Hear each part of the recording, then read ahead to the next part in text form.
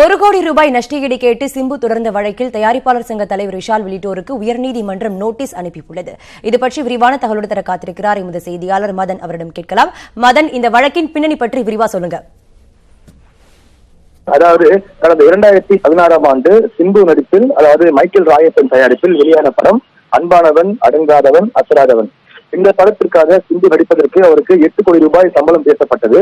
ஆனால் இந்த படம் தோல்வியடைந்ததை அடுத்து அவருக்கு 1,54,00,000 மட்டுமே வழங்கப்பட்டது. இது தொடர்பாக சிம்பு தரப்பிலும் சரி, மைக்கேல் ராயப்பன் தரப்பிலும் சரி ஏற்கனவே தயாரிப்பாளர் சங்கத்தில் ஒரு புகார் மனு அளிக்கப்பட்டது.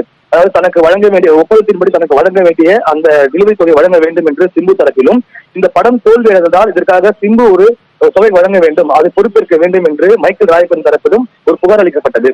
இந்த புகாரை விசாரித்த தயாரிப்பாளர் சங்கம் விஷால் அவர்கள், அதாவது இந்த புகார்கள் தொடர்பாக சிம்புவுக்கு எதிராகவும் மைக்கேல் ராயப்பனுக்கு ஆதரவாக ஒருதலைப்பட்சமாக செயல்பட்டதாக ஒரு குற்றச்சாட்டு எழுந்தது. இதையடுத்து சென்னை உயர்நீதிமன்றத்தில் நடிகர் சிம்பு தரப்பில் ஒரு மனு தாக்கல் செய்யப்பட்டது. அதாவது இது போன்ற ஒரு சங்கங்களின் பதிவு சட்டத்தின் கீழ் பதிவு செய்யப்பட்ட இந்த தயாரிப்பாளர் சங்கம், நடிகர் சங்கம் ஆகிய 2 சங்கங்களுமே இது போன்ற பிரச்சனைகள் வரும்போது கட்ட பதிவு செய்வதாக தெரிவிக்கப்பட்டது. ஒருவேளை இது போன்ற ஒரு புகார் வருகும் போது இது தொடர்பாக சிவில் நீதிமன்றத்தை அணுகலாமே தவிர இது போன்ற சட்ட பஞ்சாயத்து செய்யக்கூடாது.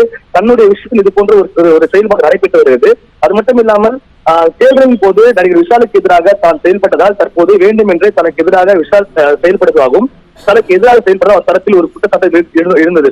அது மட்டும் இல்லாமல் இந்த புகார் மனு மீது விசாரணை நடத்த போது தனக்கு எதிராக அவதூறு செய்திகளை பரப்பியதாக தற்போது மைக்கேல் ராயப்பன் தனக்கு 1 கோடி ரூபாய் மான நஷ்டஈடு வழங்க வேண்டும் என்று சென்னை உயர்நீதிமன்றத்தில் மனு தாக்கல் செய்திருந்தார். இந்த மனு இன்று நீதிபதி கல்யாண சுந்தரம் முன்பு விசாரணைக்கு வந்த போது இது தொடர்பாக வரும் 18ஆம் தேதிக்குள்ளாக மைக்கேல் ராயப்பன், நடிகர் விஷால் உள்ளிட்டோர் பதிலளிக்க வேண்டும் என்று தற்போது உத்தரவு பிறப்பிக்கப்பட்டுள்ளது. மதன், உங்களுடைய தற்போதைய தகவலுக்கு நன்றி.